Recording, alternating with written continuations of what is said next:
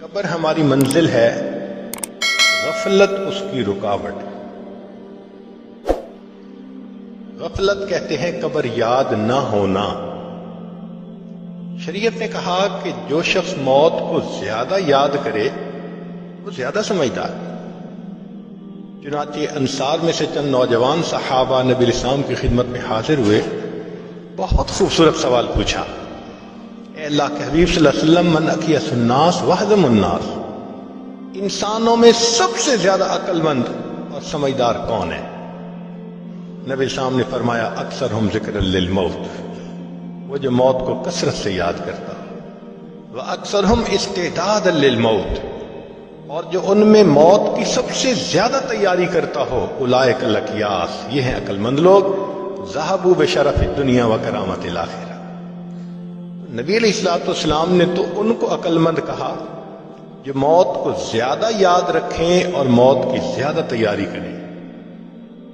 نہ موت یاد ہو نہ موت کی تیاری یاد ہو تو وہ تو پھر نگاہ نبوت میں بے وقوف انسان ہے۔ تو آج سوچیں، ہم عقل مند ہیں یا بے وقوف ہیں؟ نبی علیہ الصلوۃ والسلام نے بے وقوف کس کو کہا؟ حدیث مبارکہ میں ہے الدنیا دار من لا دار لہ ومال من لا مال لہ ولہا یجمع من لا عقل لہ۔ لسان نبوت سے نکلے ہوئے الفاظ ہیں کہ جو دنیا کو جمع کرنے میں لگا ہوا ہے، اس شخص کے اندر عقل کی رتی نہیں ہے۔ تو آج دیکھو کہ ہماری زندگی کس طرح سے گزر رہی ہے۔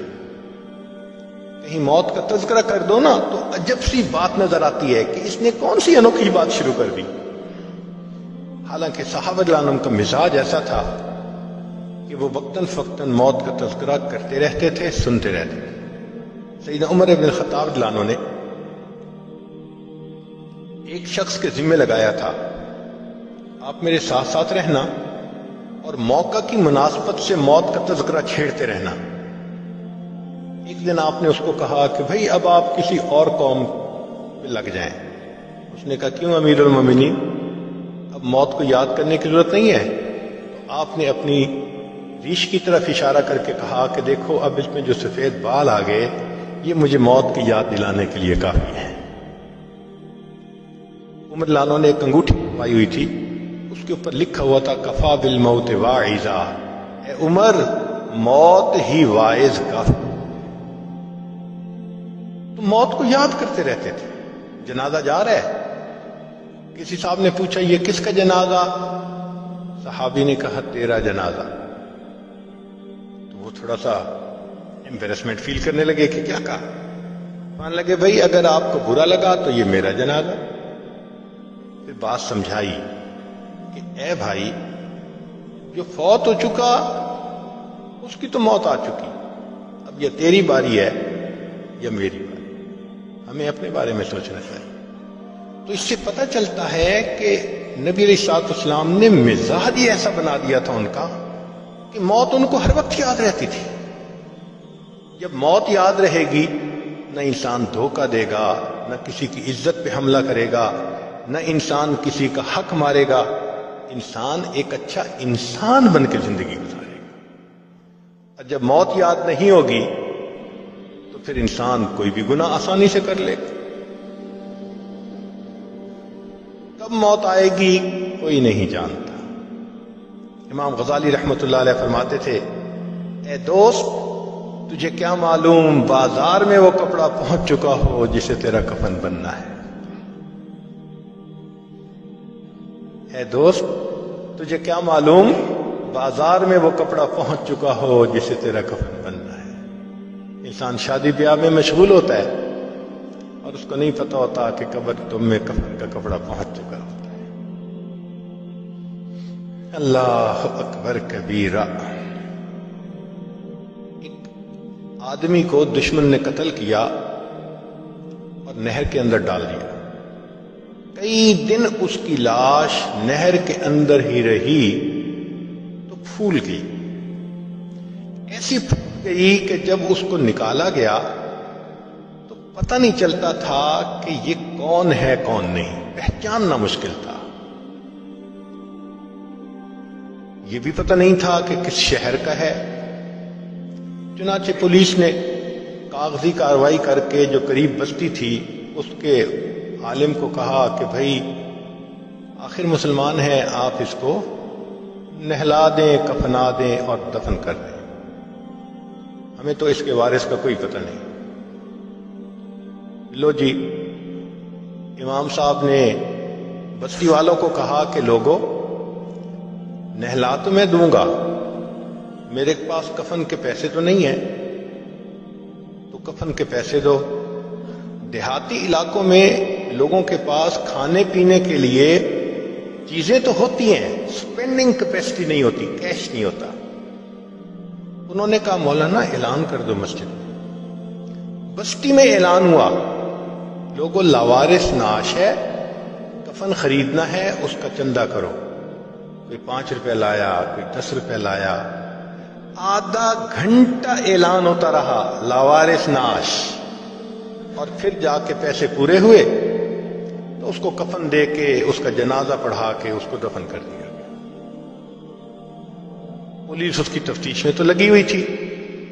3 مہینے کے بعد کیس کی حقیقت کھلی تو پتہ چلا کہ وہ ایک علاقے میں ایک پورے گاؤں کا نمبردار تھا،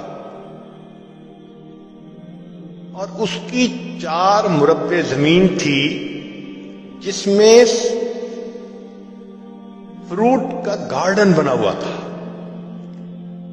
کروڑوں پتی تھا، کروڑوں روپیہ اس کے بینک اکاؤنٹ میں تھا، اور اس کے 4 جوان العمر بیٹے تھے۔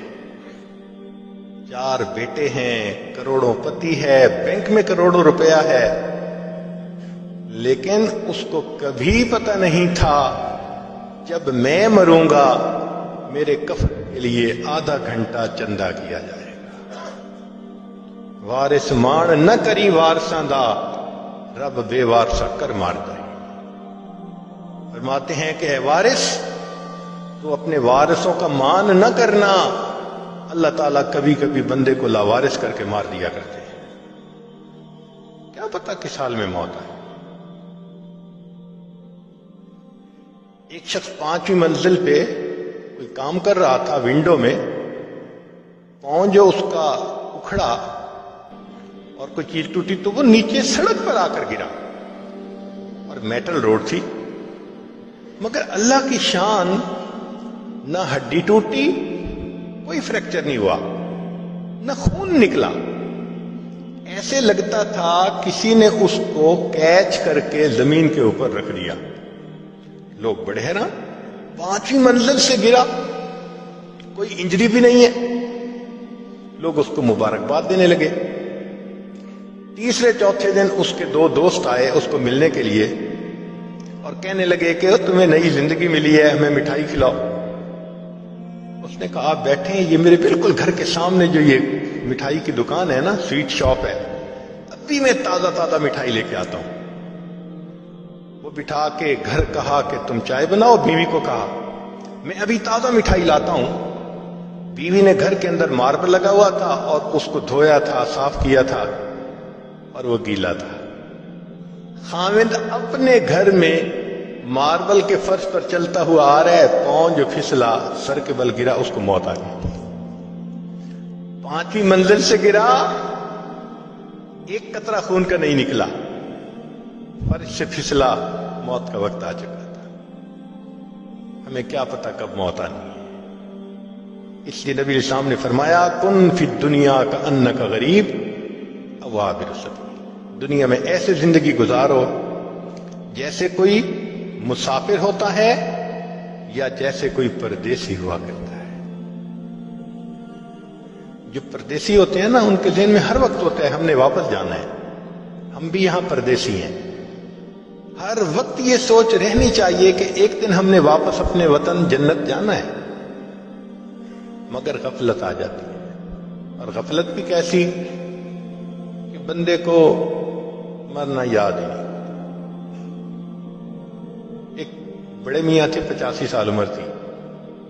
ایک مرتبہ اس عاجز نے ان سے بات کی کہ اب تو ہماری ریٹائرمنٹ کی عمر ہے، مجھے بھی چاہیے کہ میں اللہ اللہ کروں، نیکی کروں، آپ بھی اللہ اللہ کریں۔ تو بات سن کے وہ بڑے میاں نے اپنے گھٹنے کو پکڑا، کہنے لگے پیر صاحب دعا کرو یہ گھٹنے کی درد ٹھیک ہو جائے نا، پھر میں نماز شروع کر دوں گا۔ جو 85 سال کی عمر میں گھٹنے کے درد ختم ہونے کا منتظر ہو کہ پھر نماز شروع کروں گا، یہ دھوکہ نہیں تو کیا ہے؟ عرفات کے میدان میں وقوف کا وقت ہے، لوگ دعائیں مانگتے ہیں، کئی تو لمبی مانگتے ہیں اور کئی ہم جیسے کم ہمت تھوڑی سی دعا مانگ کے تھک جاتے ہیں۔ تو ہم نے دیکھا ایک بڑے میاں دو نوجوانوں کے ساتھ ہنسی مذاق کی باتیں کر رہے تھے، تو حیرت ہوئی، اللہ وقوف کا وقت ہے اور اس وقت میں بڑے میاں ہنسی مذاق کی باتیں۔ تو میرا دل چاہا کہ میں ان کو تھوڑا یاد دہانی کرواؤں، اور جب سنا تو ماشاءاللہ وہ نوجوانوں سے شادی کی باتیں کر رہے تھے، ٹاپک بھی یہ اور وقوف عرفات کا وقت۔ تو میں نے پوچھا بڑے میاں کیا حال ہے؟ کہنے لگے جو گزر جائے واہ واہ ہے، جو گزر جائے واہ واہ ہے۔ حالانکہ جو گزر رہی تھی وہ تو آہ آہ تھی۔ تو پوچھا آپ کی عمر کتنی ہوگی؟ کہتے ہیں ویسے تو 72 سال عمر ہو گئی، لیکن دل میرا 27 سے اوپر نہیں گیا۔ میدان عرفات میں وقوف عرفہ کے وقت اگر 72 سال کی عمر کا بندہ یہ جواب دے کہ عمر تو میری 72 سال ہو گئی، دل 27 سے اوپر نہیں گیا، یہ دھوکہ نہیں تو پھر کیا ہے؟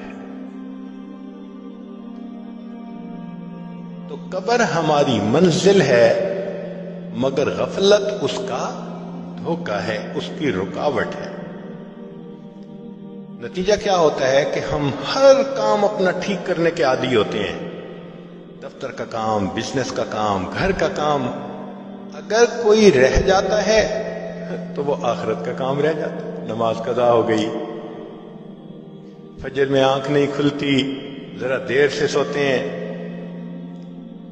آج دعوت پہ چلے گئے اس لیے فجر نہیں ہو سکی، ان چیزوں میں لگ کے فجر نماز قضا ہو جانا یہ تو بہت بڑی الارمنگ کنڈیشن ہے۔